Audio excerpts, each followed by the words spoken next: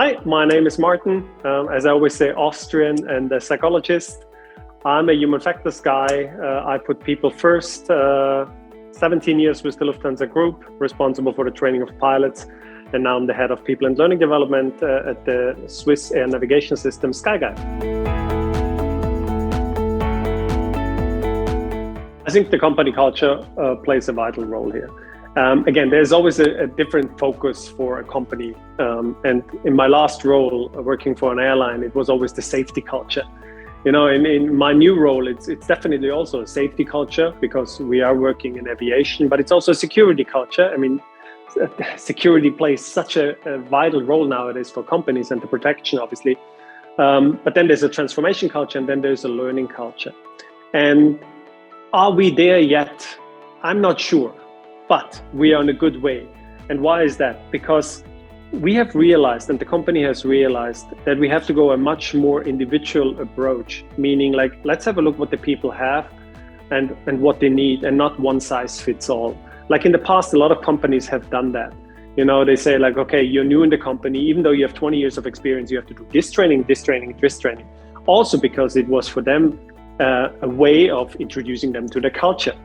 But I think the culture can be introduced in a different way and not necessarily to one size fits all training. If you can get this culture where people are not questioning why people want to watch something or do something, and the people have this know their responsibility and don't misuse it, because at the end it has to do a lot with trust. If they are not misusing it, then I think we can create this learning culture where learning is part of our daily business.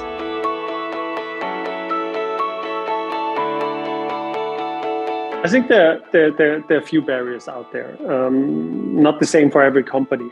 One is on a company level and on a management level. Very often it's money and time, you know, and for me that's an excuse, because creative learnings and learning nuggets, they don't always cost a lot of money.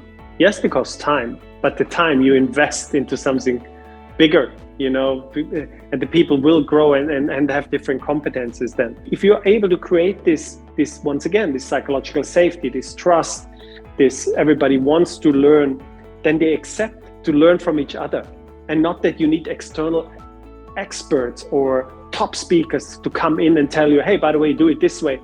And then they say, oh my God, yeah, if that person says it, it makes so much sense. No, if your colleague says with their experience, hey, do it this way, then he say, oh my gosh, that's my colleague. I'm so proud of it. And I'm so happy to learn with you, you know?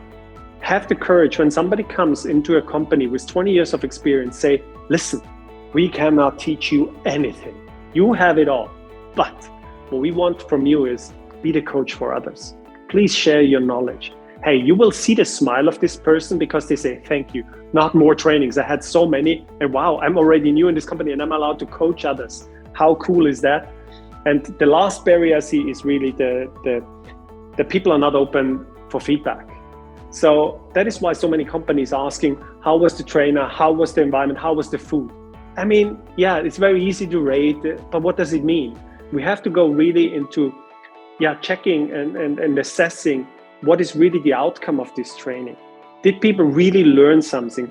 And assess these competencies 3, 6, 8 months later in the real world and deal with the consequences. And the consequences are, if they do not have the competences, adapt the training, change the training. Maybe you didn't know what they need. Maybe you had the wrong competence. Maybe you had the wrong methodology, the wrong training, whatever it is, you know, but be open for feedback and have a proper learning evaluation.